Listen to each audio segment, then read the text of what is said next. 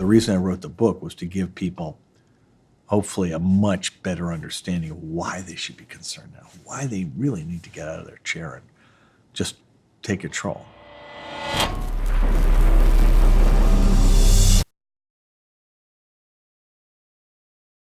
Let's remember that Facebook is the greatest advertising platform ever created. They essentially have everybody with any disposable income in one network with an almost perfect high-resolution view of each one of them with emotional triggers and all these other things. You know their birthday, you know where they live, everything. You've got their credit card information, you've got all their location information because you buy it from the cellular company. So you know everything there is to know. The targeting is magnificent. That's why the numbers are still great. But the other thing you can see is that they're having to load a lot more ads into people's newsfeed. In my case, every fifth or sixth post is an ad now. And that's probably doubled in the last year. And that's because usage is declining. That is, they say that the number of members is about steady, but Nielsen says that the minutes of use are down, 20 or 25%. And so the present is very strong for them fundamentally. They're not going to lose the ability to be a great advertising platform relative to newspapers or television or magazines. But if they lose the trust of people, they're going to lose their attention. And if they lose their attention, then the future for Facebook and Google and Instagram is not going to be as good.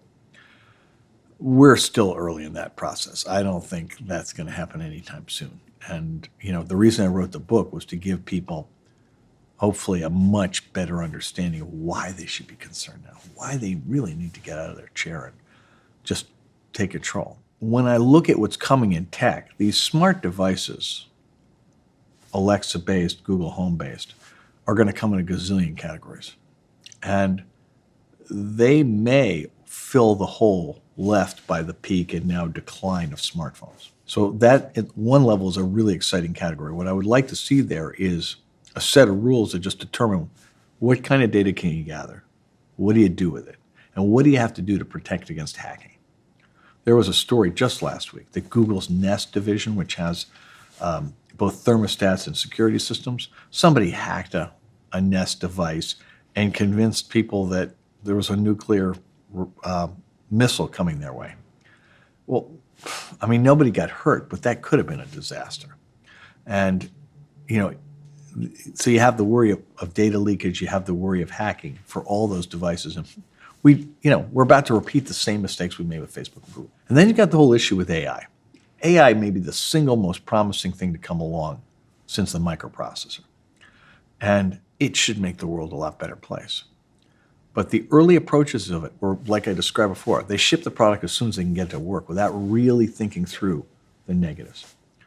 And if you look at the early applications in real estate, like the mortgages, there's this concept in real estate lending called redlining, where they would not let people of certain religions or races into certain neighborhoods. Well, the people who made those AIs trained the AIs with the data from the real world and didn't correct for those implicit biases.